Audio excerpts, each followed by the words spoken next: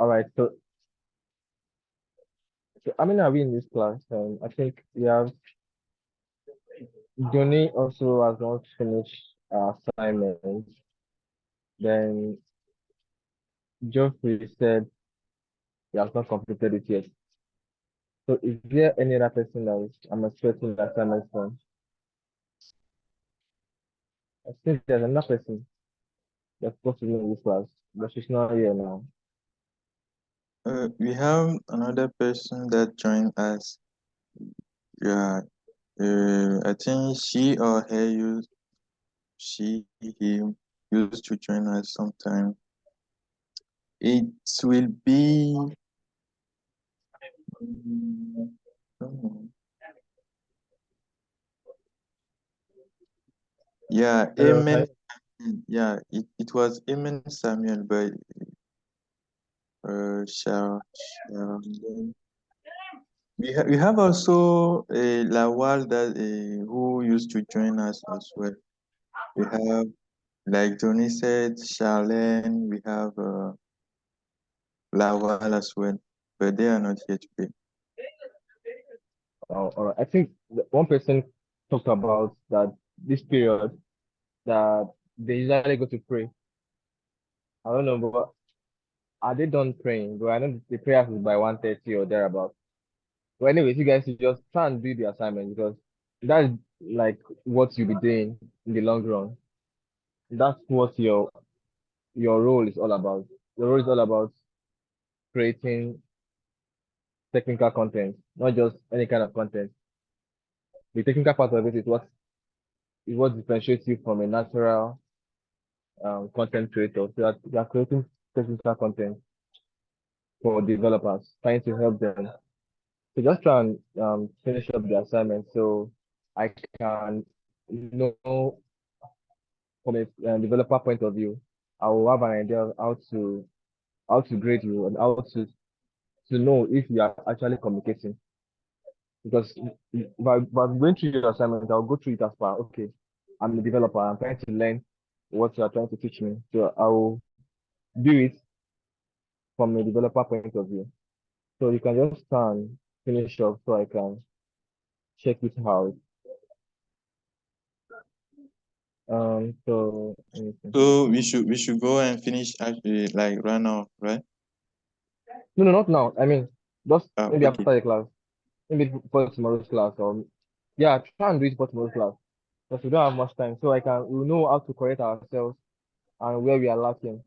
Like I said, this is your major thing. Especially the whole documentation and stuff is your major role. Every other thing is added stuff. I mean, what you majorly be doing is creating this kind of content. I mean, documentation, guides, blog posts, thereabout. So this will give me a kind of what do you call it? To give me a taste of how you guys can create content. So I'll know how we go from there. So let's talk about what we have for today's class.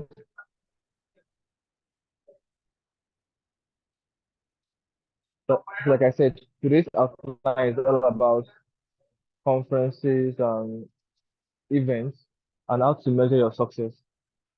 That's where the KPI comes in place. So let's talk about planning, planning, organizing developer events. So the first question is how do you create events? What are the importance of this kind of events? I don't know if any of you have gone for all these tech conferences before. If you go for all these tech conferences, you see that it's always really nice. It's always very cool. There are a lot of presentations, lot of top guys in the tech industry coming to tell you about maybe new products, maybe new features, coming to advise you on new development in tech, and it's always a medium of networking as well. It's a place where you can easily build an ecosystem or an audience, big graph. So basically, events they play a significant role in their world. Like you cannot even overemphasize the importance of this event. It could be online events or offline events. Either one, it's still the same effort.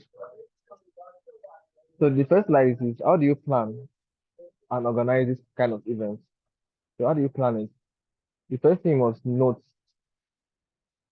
is what is the purpose of your event?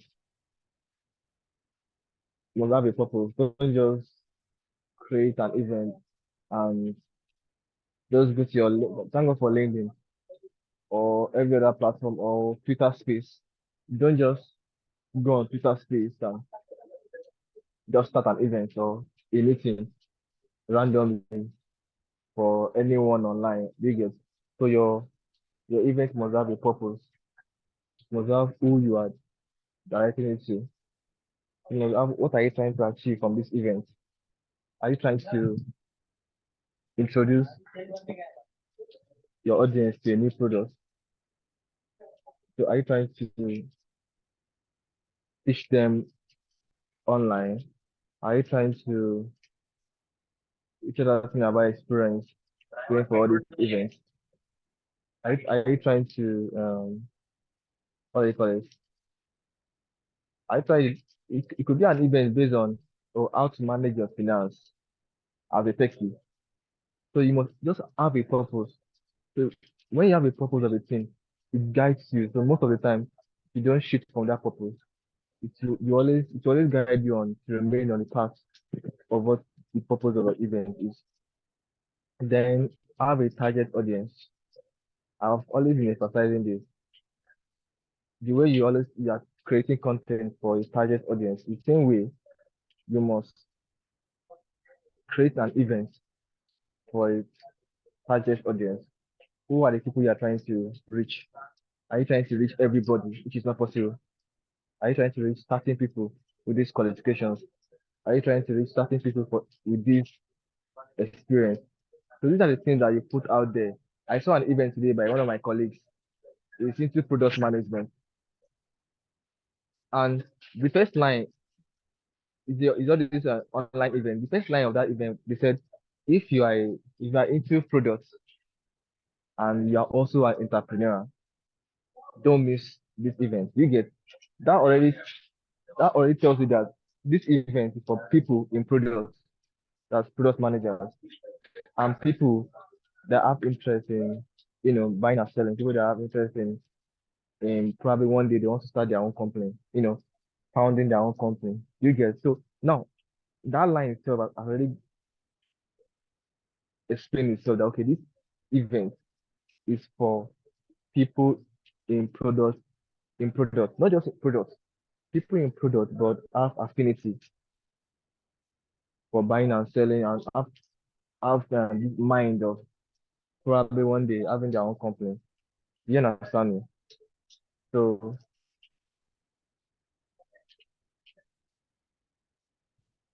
so that's how important it is to have a target audience. So if probably next time when you have grown your community, or you don't even have to grow your community, it can be between your friends. Send them an invite. It's so easy with LinkedIn. Send them an invite on LinkedIn that oh, I'm having an event on um the role of a developer, the role of a dev rel in a tech company. I'll be having the event on Saturday, 4 p.m. I'd like you to join.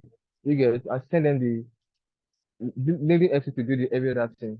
So you to create the invite for them and you send them the link. You get so that's the start for you.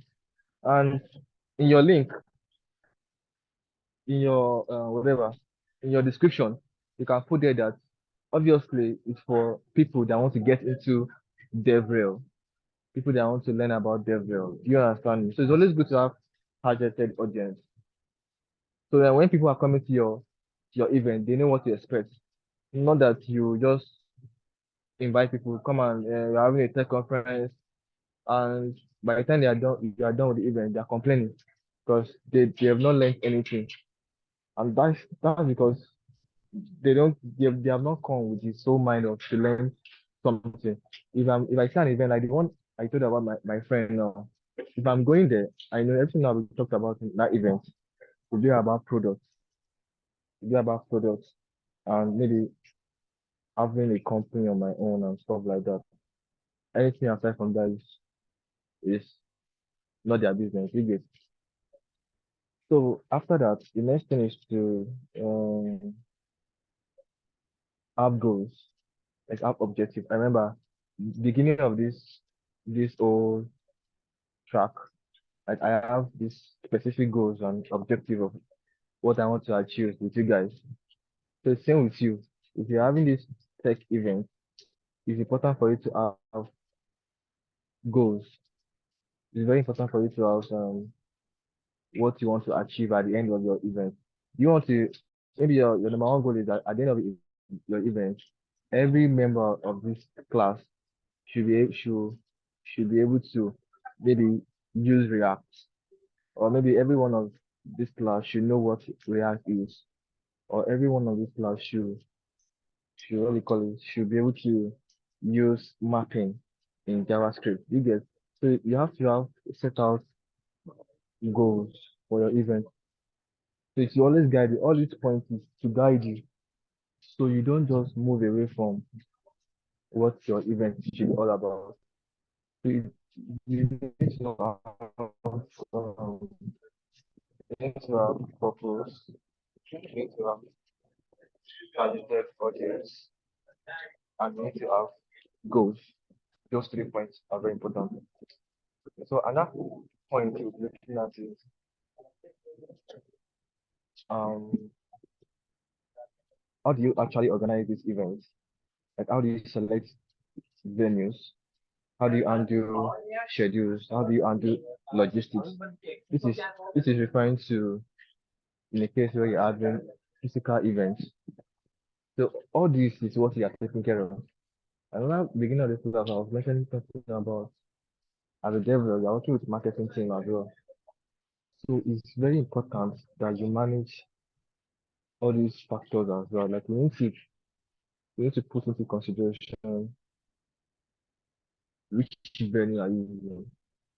Like if you're not having a tech conference, let's say in Lagos now, and you want to use a venue that's in Ogun State, it's only you that will attend that conference. I'm sorry. So you need to look at the venue you are trying to use and proximity as well. Like is it a place that people know? Is it a place that is reachable? Then what are the logistics? Like what do you plan to give your audience? Do you plan to give them a souvenir or maybe a flyer or something? So all these things you must put in place. So having an event, most especially a physical one, is not something that you just wake up and just go ahead and have an event. There are so many factors you must put into place. They are very important.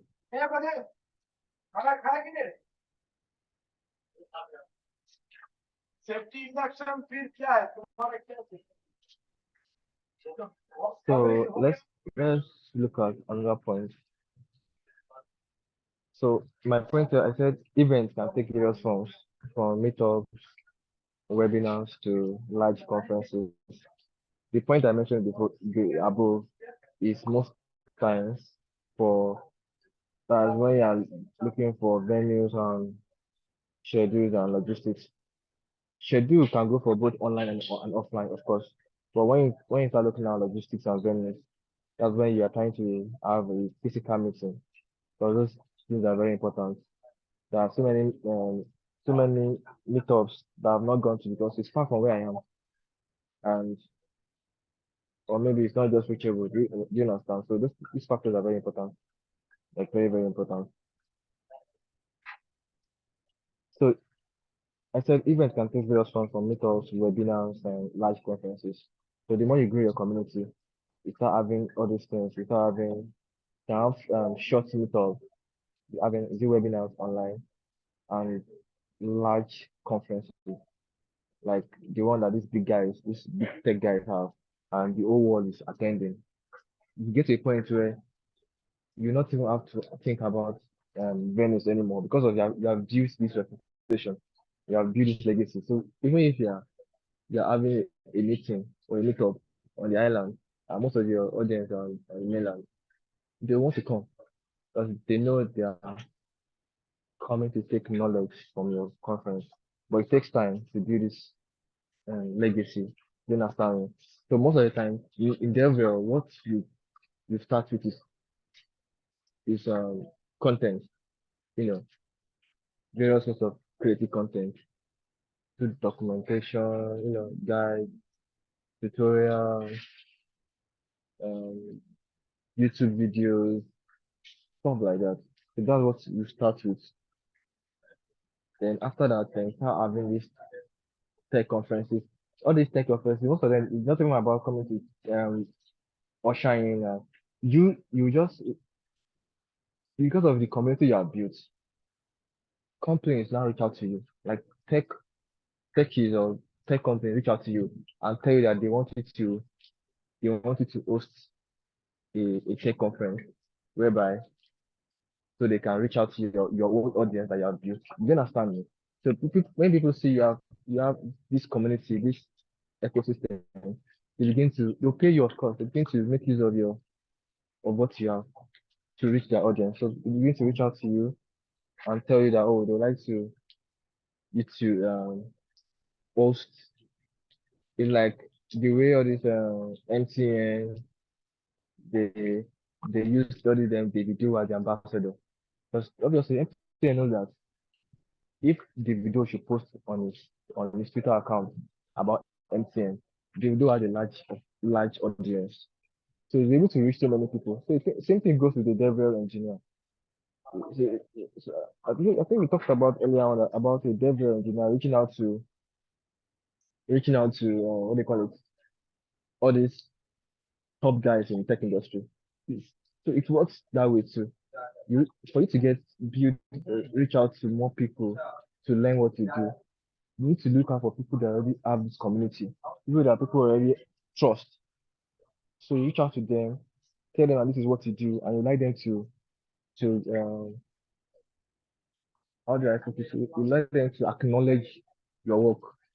Probably could be by posting on your timeline or reposting or liking or whichever way. You understand? So that is that. So let's go to delivering effective presentation. How do you deliver an effective presentation? So just like the way I'm having this event right now with you guys. At least I remember the first day of this class, I had to prepare very well. I have to make sure that because I know first impression is very, very, very important. If I give you guys a very bad impression, many of you might even feel like, oh, I'm not coming for this class. So like, say I never do mistake like this. Maybe I should just go to product management. So when you host this webinar to your audience, because I must tell you, the way it's so easy to write content, you just write and stuff like that and publish. It's a different thing entirely when it comes down to now presenting it, now like presenting your work out there. People are listening to you. It's much more tricky than just writing a content and adding pictures, adding code snippets and stuff like that. So that's why how you deliver an effective presentation is very, very important. So that means there are strategies that you must put in place for you to have an effective presentation. So I have I said, so you must structure your presentation for clarity. Okay, I said, okay, how do you structure your presentation for clarity and engagement? How do you structure your presentation for clarity and engagement? I think I mentioned one time I said it's not about how much content you have, it's about how clear it is. It's not about how many apologies. Yeah. So it's not about how many like pages or slides you have. It's more about how clear, how clear it is. So one of the ways for having a very clear and engaging an engaging presentation is using visuals. I'm fine. So it's very important to use visuals like pictures and any form of um, describing something to people, pictures, videos, um, cartoons, whatever it is. So it's very important to use visuals in your presentation. Then storytelling. Storytelling is also very important. I remember I could use the example of Esco, my company for you guys. Whenever I want to tell people about what we do, we try to use a kind of story. Like it can be like, oh, Shade went to the Shade wants to buy a wig.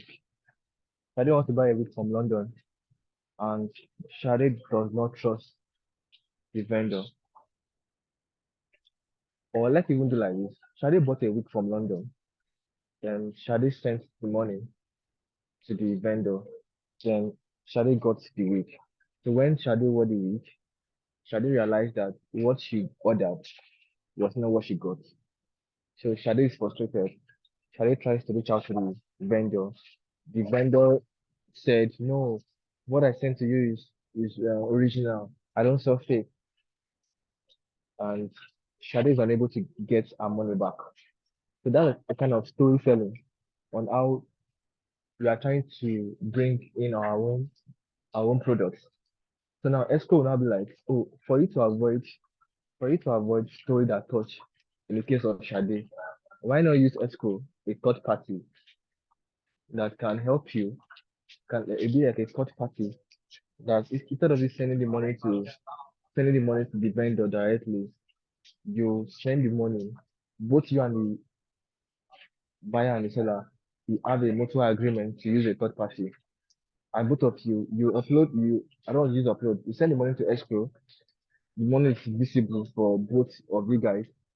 Then when you are satisfied with what you have gotten, then when there'll be a button for you to click, then the money is now available for the seller to withdraw. Do you how That's how storytelling works. It's always very nice when you incorporate storytelling into your presentation and it gets people they tend to picture what you're trying to teach them or what you're trying to describe to them. Then as well, we have demonstration. Demonstration too is very important. You can use demonstration too can be in form of can be in form of any way. Can be in form of um, can be in form of let me see. Can be in form of flow charts. It can be any way. It's for you to think. Look for the best way for you to communicate your idea to your audience.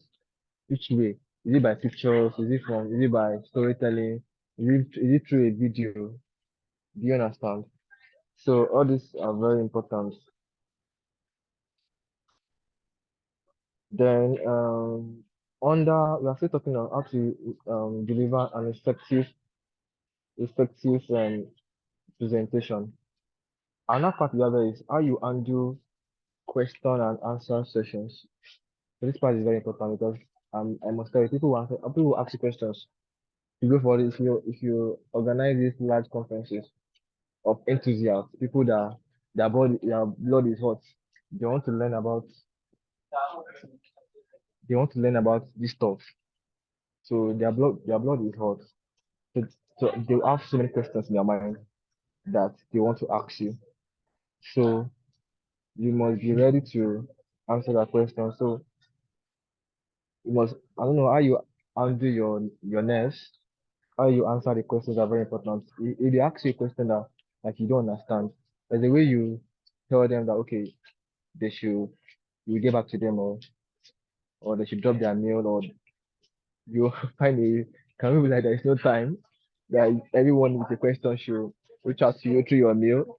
So you must know how to handle question and answer sessions effectively because definitely they will have questions for you, a lot of questions, and many of them might be what you might not even know how to answer at the time.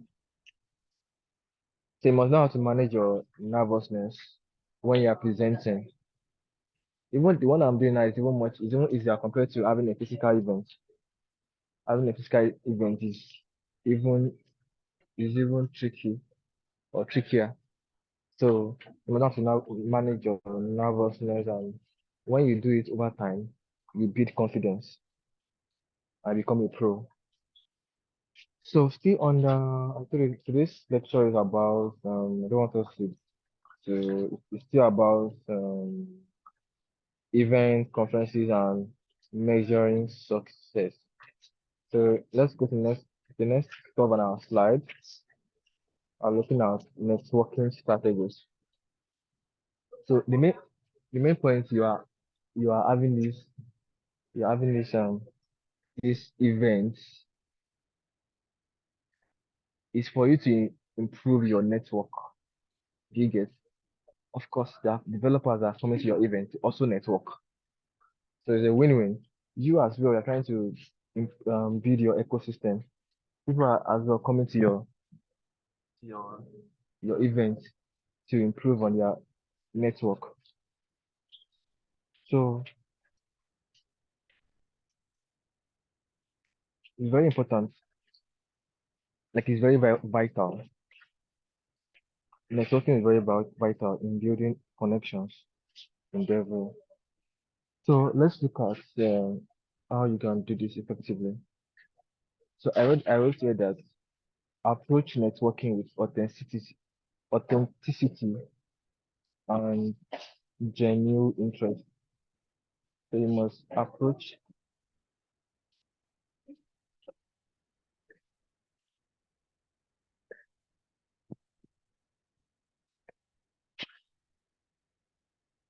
so you must approach networking with authenticity and genuine interest. Then I said you must build relationship rather than just collecting contact. When you create or you go for all these conferences, don't just be after how many contacts you are able to get from an event. So you must look for how you can, even if it's one contact, how you can build a relationship with this contact over time. I can bet you, by the time you build a good relationship with one person over time, that one person will do every writing for you. Didi, are you going? Okay. That one person will do the remaining stuff for you. So it's very important to to try and build relationships rather than just collect contact. When you meet a developer now and you tell him about what you do, about what your company does, or whatever it is you're trying to gain. So it's always good to after a period of time, you reach out to the same person again and like, oh, concerning what I talked to you about, what do you think? Concerning the tool I asked you to check out, what do you think about it?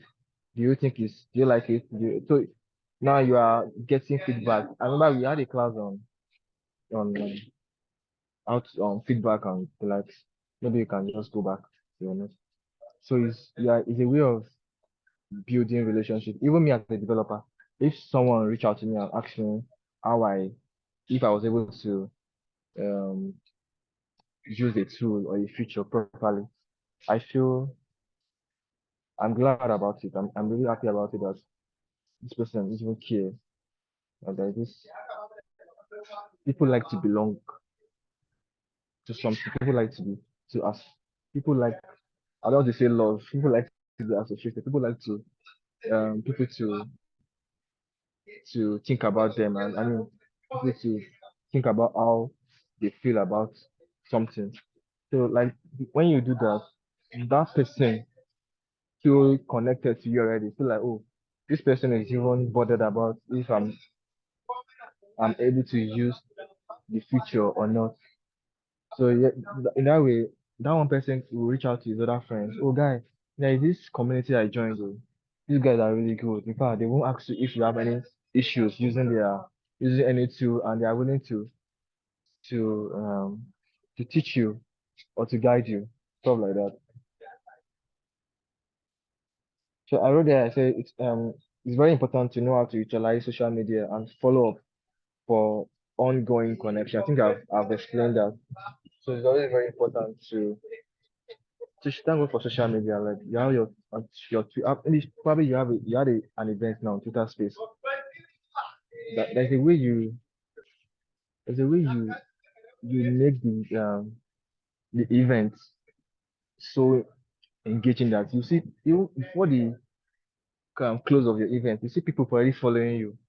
See that people that joined your event, they're following you, they are entering your DM, they're telling you, oh, I really enjoyed your class, but I have this question. Do you understand? There's a way you bring something up, something that is um very interesting, that they want to know more. You have your end game, you have what you're trying to achieve.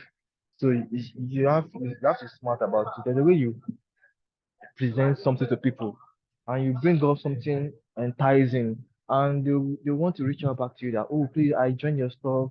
I'd like to get this done. I'd like to know more about this. Because through that, they're already following you, of course. Many of them say they will even switch on their alerts on Twitter that, oh, so anytime you post, they want to be seeing it. So like that, you're building an ecosystem, and you can easily ask them, oh, about my last stuff, did you find it easy, or what do you think about it? So you are getting feedback, and you're having a follow up, a means of doing your follow up. So let's look at key performance indicators. I'm sure you've heard of KPI before. I'm sure everyone here has heard of KPIs in one way or the other. You must have heard of KPI. Excuse me. So I say key performance indicators for developer relations. So KPIs is a means of measuring your success. So I think I showed you guys something on LinkedIn the other time, how you can know the activities on your page. So don't just post or whether it's a content or video and just think people are engaging it. You need to actually confirm like if your post is even reaching out to a lot of people, and are they reading it? Like is your post being read? So LinkedIn, that the one I know, it gives you the opportunity. You can see the activities on your page, clicks, where it has gone to. It will tell you the people viewing your posts, where they are working. Tell you, okay, it can even tell you that, okay, certain amount of people from um let's say from Google read your video or watched your video or read your content. It tell you certain amount of people from Facebook read your content. Do you understand? So you have a kind of a how you can measure. If you tell you that even let me say 50% of people that read the content, they are developers. To tell you all those stuff. So this will give you a room of, okay, are you actually reaching the right audience? So imagine if, I think I mentioned it before, imagine if LinkedIn tells you that people that read your content, they are working in oil and gas. It's weird now because your content is not for people in oil and gas. Maybe if they have developers, fine, but your content is for developers. So if people in marketing, people in people working in politics, they're not the ones engaging your content. You can see your content is is not reaching the right audience. So, like I said, it's very important to measure your success. So, so how do you measure your, okay, I said developer engagement metrics. Okay, what I have in mind, I said content views. So you can know your content views. You can know the metrics on your content, like viewing your, how people are viewing your content and if they are clicking on it. Then we also have event attendance. So you can have an attendance sheet like the one that um, Aisha just sent to you guys. Have an attendance. They make your attendance sheet even more elaborate.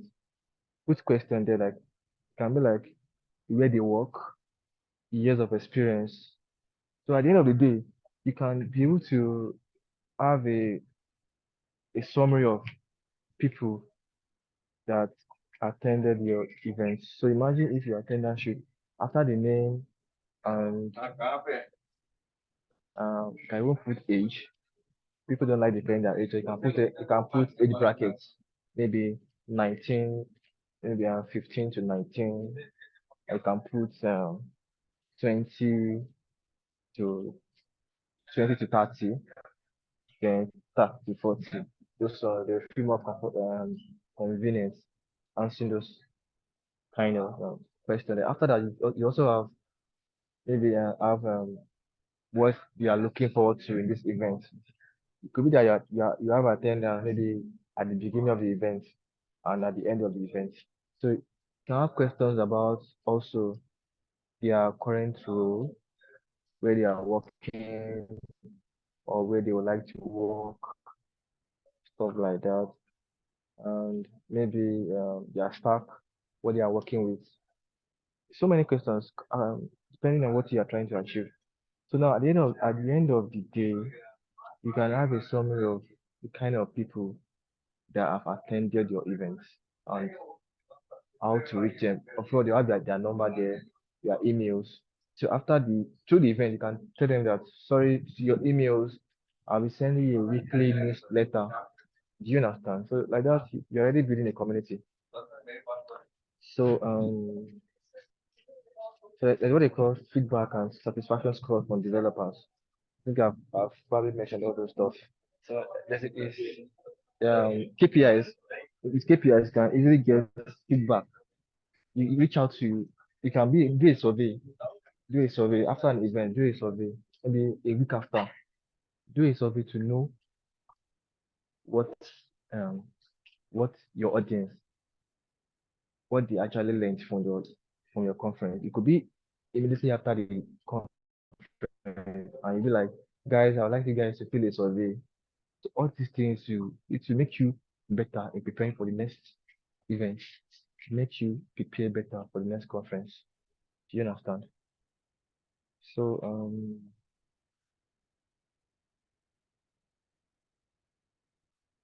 okay then. All these ones, I have in my notes that say impact on product adoption and user growth. This one is majorly if, let's say you are trying to push your product out now to your audience.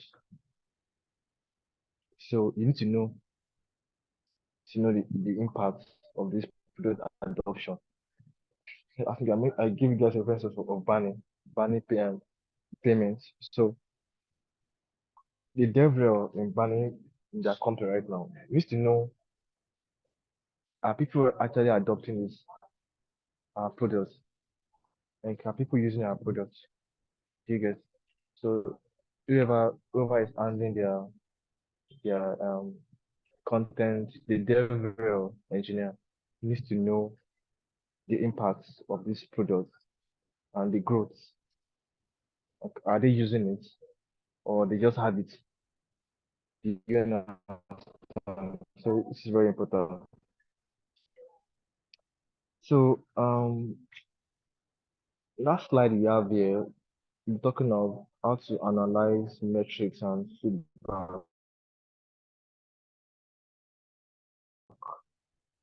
But I said, then once you have metrics, like once LinkedIn or Twitter or whichever platform you're using, of course, when you post, you have access to these metrics to give you all this content views, clicks, and LinkedIn is good at telling you where they even work. Especially if you're using LinkedIn Premium, to tell you this certain amount of people that build your profile or that build your content, they work at Shell, they work at, you know, they work at Google, they work at Amazon, stuff like that. So then when you have these metrics, the next thing to analyze them, which have explained, so I know there's interpreting metrics to understand what's working and what needs improvement. So if as what I call SEO in programming, when you are trying to push a product out there, that's keywords you are using in your in your code base or in your front end, in your content generally, that makes your content visible to people when they are looking for something. If I have a content on um on how to cook jollof rice, obviously in the way I'll write the content, I should put keywords like maybe Nigeria jollof or jollof rice or so many stuff that okay when people go to Google and type how to make jollof rice, my content comes first, my content comes second or comes third. So that's what SEO does. So in a similar way, so when you have these metrics, it will enable you to know what is working. Like I said, if LinkedIn tells you that the people working looking at the content, they are working with federal government. I mean, they are working with they're in politics. Doesn't make sense. Or tell you they're into financial marketing. Something that is not it's not what you want to achieve. So when that is the case, you need to look back and how you wrote the conference, sorry, how you wrote the content.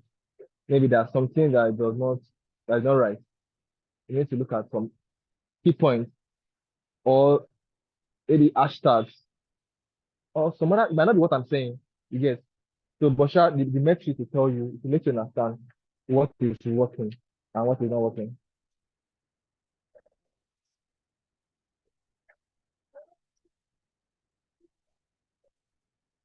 Then I have a third continuous improvement. Continuous improvement. Yeah, I've also said this. So it's just like when you analyze this, when you analyze these metrics, I said they say how analyzing metrics and feedback leads to actionable improvements. So when you look at these metrics, the next thing is to take action. The next thing is to take actionable, to take actions on how to correct it. Do you understand? So you don't just look at the metrics and just keep repeating the same mistakes. So you must take some actions to make your stuff better. Um, so I said it's very important to stay to I said it's very important to be adaptable in devil. So if something is involved, if something is what you think is, if you see your fellow people in this field, you see what they are saying and what they are doing, like making their content get wider reach. Or maybe there's a popular topic in vogue right now. Do you understand? So you must be adaptable. Don't be rigid. It's good to have your way. It's good to have your flow, your guides, how you want your content to look like. But at the same time, if what you are doing is not working, you must have you must find a way to adapt to what is working. I don't know if that is if you understand that. So you must find a way to find what is working.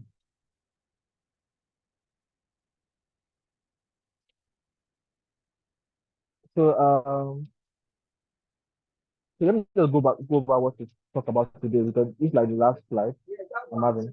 So generally, that's how you can have an effective, a good event. How you can have an event, get feedback, network, build build larger audience, get feedback, and take actionable steps on how to improve what you are trying to achieve. So, today we've explored events, KPIs, um, networking, delivering presentations. So, does anyone have questions? Do you have any question you'd like us to talk about? We still have time. You'd like us to rub our minds together with on events, conferences, and measuring success. So if you have any question, just let me know. Hmm. I I have a question. Uh, it's about the metric measurement, the KPI. Let's say we have a community on WhatsApp, for example, or on Telegram. I don't know if there is something we can use to measure some KPI there. How many engagement, like when we how many people like conversation, writing in the group, how many are engaging, something like that. For example, for Twitter, I know we have some analytics, but it's not so. It's not that it's not. But it does something for LinkedIn as well. If you have the premium version, you have the creator analytics. You will see how many engagement on your post, like how many people or which people are visiting your profile, viewing your profile, something like that. But for example, for WhatsApp and Telegram, or even if it's something, a tool there we can use to measure the metrics, the that KPI to improve.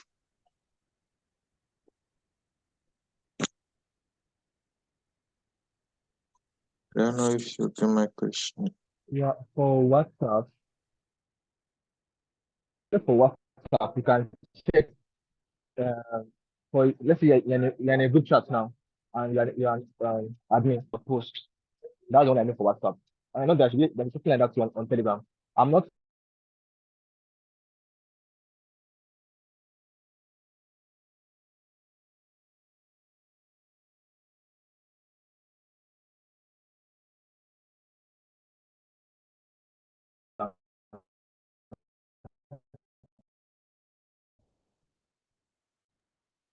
We can get you with definitely sure. Like, so I'm sure it will out and get number of views your message.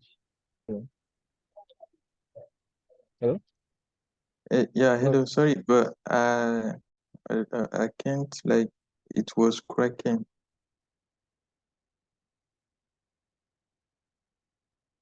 no, can you hear me? Yes, yeah, actually yes, but for a moment we can hear you clearly. On my end, I can hear you clearly. No, can you hear me now? Yes, now yes. You were about to talking about if you are admin on WhatsApp and yeah, Yeah. Okay. So I said if you are the admin, probably you have your own. You created a I want to say channel. And now that we even have channels on WhatsApp, maybe you can read yes, about it. Maybe it can even help. But I've not tried it out yet. But the one I know of that, if I create a group on WhatsApp and I am the admin, so I can see I post a message. I can see the amount of people that view that message. So that's what I know. So that is the only metric I know you can use WhatsApp for. You can see people that viewed your message. And I think that that also applies to Telegram. Because I know of many tech companies that they use Telegram as their means of communication. So I'm sure there is something like that too on Telegram. I'll try and find out to my friends, maybe how Telegram works as well. Though I know for WhatsApp and Telegram, for WhatsApp, is you can check the number of people that have viewed your post, that have viewed your post. Yeah, Okay, thank you. Another question is the part on networking at event. I don't know, maybe it was my experience. I network with someone that talk about the present at event, and uh, I got his email and I sent the email, but I didn't get any answer. yeah, Like that is what? normal. It's not, Oh, it's not, it's not everyone that you send a message to that replies to. Sometimes you might, you, maybe a call might work, but it depends on the kind of conversation you had with the person on the day. If you just meet someone randomly and you just collect their number and you message them afterwards, there's the high chance that they will not reply you. But let's say you went for an event, let's say you went for an event yeah. and you spoke to someone, you met someone at an event, and you tell them what you do, and you also tell them that you would like to reach out to them for that engagement or for that discussion. So now they are looking forward to it already. You can be like, I don't know, it's fine for you. I would like to, I would like to have your contact so I can reach out to you. Mm, I Please, met someone recently in my company. This guy is an American. So I was working with him online and stuff like that. So after we were done with him, so I asked him, I told him my name, I asked him what his name. So I asked him if it was fine for me to reach out to him. Hello, yeah, you can come. hello, okay. Hello, So yeah. this part, so I said, so I met him and I told him that if it was fine for me to reach out to him about some another question. And he said it was fine. Hello, can you hear me? Hello. Yeah, hello, yeah, I can hear you clearly now. Yeah, so it works that way. Then and sometimes too, you might not need to even do that for some people. And they will respond to you. The most time it's always good to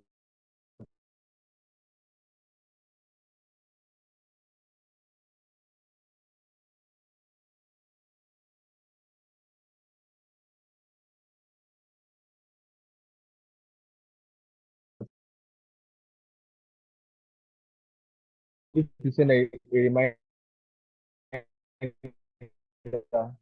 like your guy now, you can send a reminder after a while that oh this is me from an event. I'd like to know if you are free to talk. Don't like the way you communicate with people. So you can if you have my I call them. I like oh this is Adewale from the make at this event. I don't know if it's okay for we to talk now or maybe some other time. So do you understand? So you have put the person in a position to decide. I don't know if you can talk later in the evening. So in that way, you are not putting yourself in a very complicated situation. At the same time,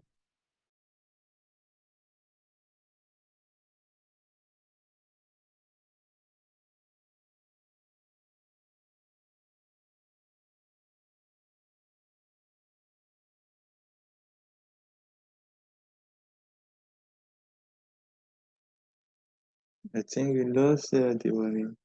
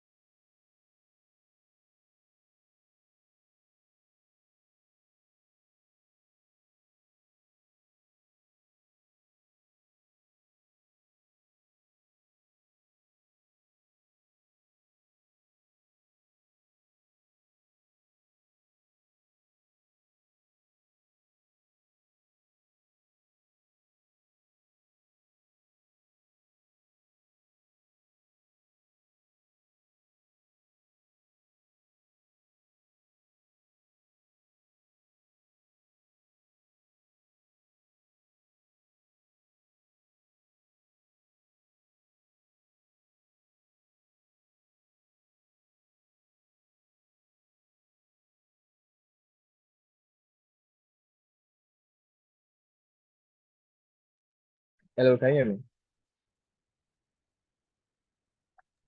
Hello. Yes, Okay, yes, okay. I didn't know my Zoom got disconnected. So like I was saying, the way you start a conversation with them, like put yourself out there, tell them you are doing something. Don't just come and, oh sir, I want to learn. Let it be a kind of, they also have stuff to learn from you, or at least you are doing something. So people just don't like people that want to waste their time. And even doing all these things does not still guarantee a good response. Just know that and just keep pushing.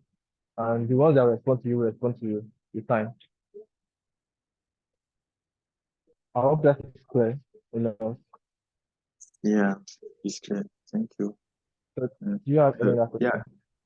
yeah. To move on this, we can also like write to the person we met and like after presentation, ask what we want to ask. Like, do not come back again and like do not waste his time. Please, can you come again with the question?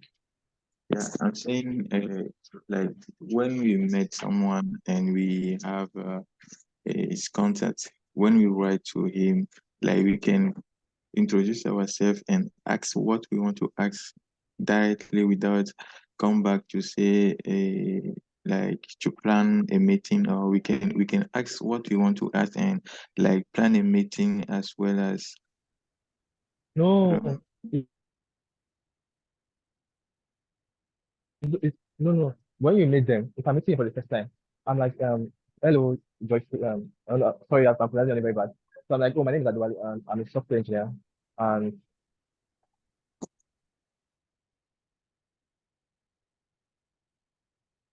let's say at the course of the networking, okay, let's assume I don't even know what to do. The moment I say, hi, do you have a minute? So I'm talk. So I don't be an intruder. So if I say something like, hello, hi, Duni. Sorry, do you have a minute? And she's like, oh, fine. What's up? Okay, my name is Adwali and I'm a software engineer. Please, I would like to know what you do. And she's like, oh, yeah, my name is Duni and I'm a Delaware engineer.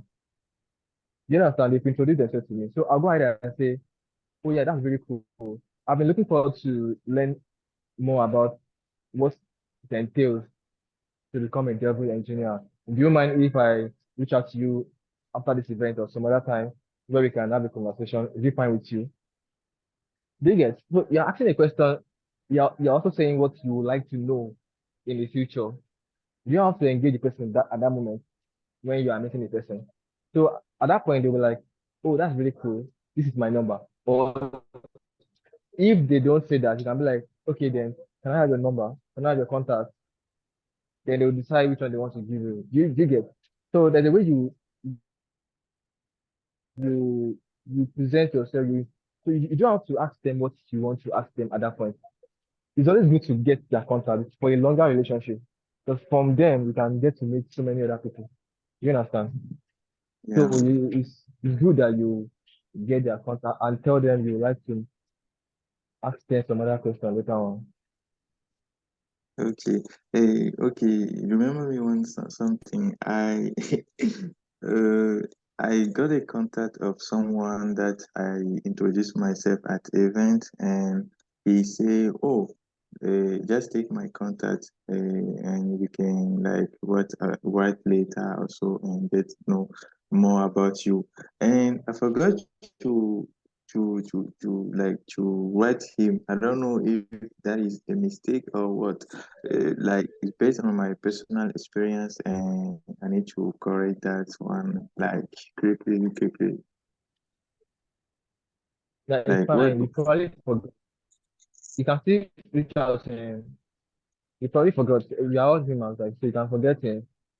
But if you still have his contact, you can still reach out to him, tell him that you almost forgot you had his contact and you like to know if he's still fine, if both of you can still have a conversation. So you can still reach out to him and tell him what you want. Just don't be scared to get a no. Like the more no's you get, the likely for you to get a yes. If you are still getting one no in a month or one no in a year, then you are not ready to get a yes. So the more no's you are getting, is the probability of likelihood of you getting a yes. So when you are getting no's, just believe that then a yes is coming soon. So but if you are not getting a no, and the only way you can get a no is for you to reach out, put yourself out there, apply for things, reach people, ask people for things, like put yourself out there. So you are putting yourself in a position to get a no. And when you put yourself in a position to get a no, then your chances of getting a yes are getting closer. Do you understand? Yeah. Okay. Yeah, so Thank yeah, you. that's Have we some time again to like go? I don't know. Sometimes I forgot to add some question and I manage with you that. can you can write your question down. Don't ever be shy. Don't ever like put your drawback from asking anybody anything or at an event or maybe even ask for a job. Oh, I don't know if there are opportunities in your company. I'd like to join as an intern. Like, don't be scared of people rejecting you. Like, you need to, that was one of the first fear you must remove. You must be fearless in this industry. Like, fearless. Highest anybody can tell you is no. So, always, for me, if you have more questions for me, and maybe you have forgotten them, you can write them down and I will try and to answer them later on. So I don't know if Johnny ask any question.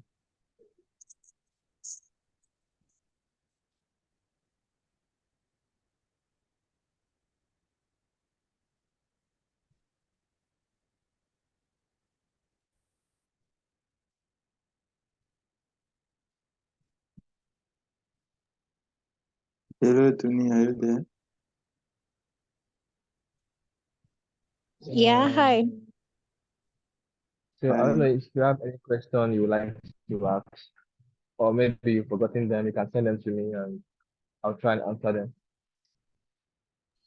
Yes, I'll do that. Thank you. All right. So guys, I'll be expecting your assignments. So I'll go through it and give you guys your reviews. Okay. Thank you so much. All right then. See you guys tomorrow. Okay.